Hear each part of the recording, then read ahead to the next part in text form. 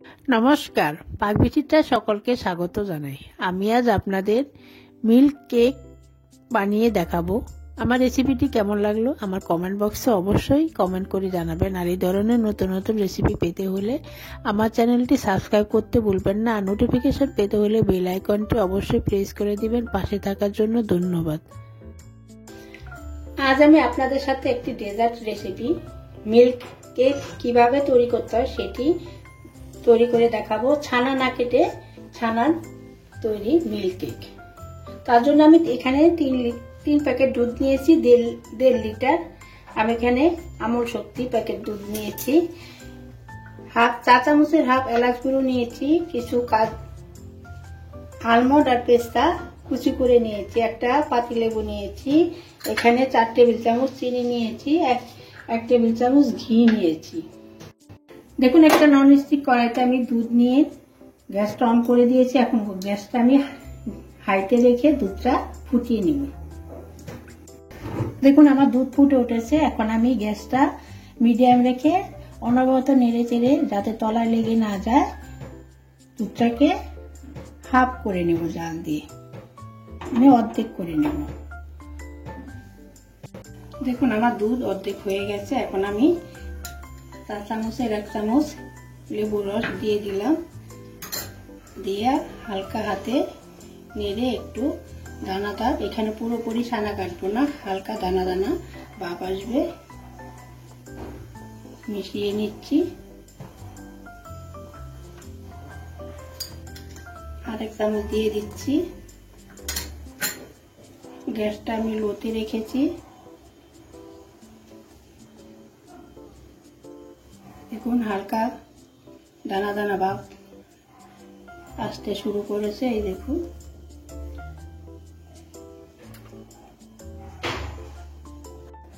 দেখুন আমার একটা দুধটা ছানার মতো দানাদার হয়ে গেছে। এখন এটার মধ্যে আমি চিনি অ্যাড করে দিচ্ছি।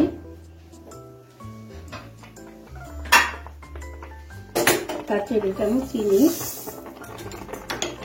1 টেবিল চামচ ঘি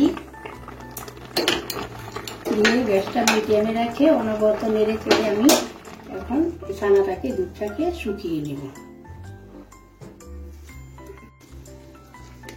দেখুন, আমার কেক বানানোর মিশ্রণটা এরকম অনেকটা ঘন হয়ে গেছে। আমি নেড়ে চেড়ে আর একটু ঘন করে নেব। আমি এখানে 3 চা চামচে 3 চামচ লেবুর রস দিয়েছি। প্রথম 2 চামচ দিয়েছি, পরে আর 1 চামচ দিয়েছি। এখন আমি এটাকে অনবরত নেড়ে চেড়ে শুকিয়ে নেব। দেখুন, আমার কেকের মিশ্রণটা অনেকটাই শুকিয়ে এসছে। এখন আমি কিছু ড্রাই ফ্রুট, আলমন্ড আর পেস্তা দিয়ে দিলাম, এলাচ গুঁড়ো দিয়ে দিলাম, দিয়ে এখন আমি নেড়ে চেড়ে আরেকটু শুকনো করে নেব। এখানে মিষ্টিটা আপনারা আপনাদের স্বাদ অনুযায়ী দিবেন। দেখুন, আমার মিল্ক কেকের মিশ্রণটা তৈরি হয়ে গেছে। এখন আমি গ্যাসটা বন্ধ করে দিয়ে নামিয়ে দিচ্ছি।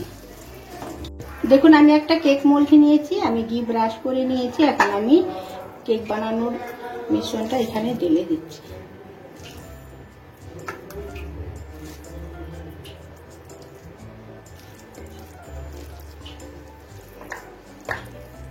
দেখুন, একটা তাওয়াল পেতে নিয়েছি, এর উপরে আমি কেক মোল্ডটা রেখে একটা থালা দিয়ে ঢেকে দিয়েছি। এখন আমি তাওয়ালটা ভালো করে পেঁচিয়ে রাখবো।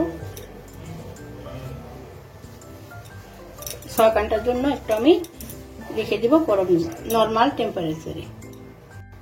দেখুন, আমার মিল্ক কেক জমে গেছে, শক্ত হয়ে গেছে।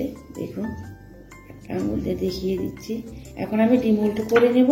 তার জন্য সাইড দিয়ে আগে চাকু সাইজে একটু ছাড়িয়ে নিচ্ছি। দেখুন, আমি এখন ডিমোল্ড করে নিচ্ছি। এখন একটা প্লেট দিয়ে দিচ্ছি।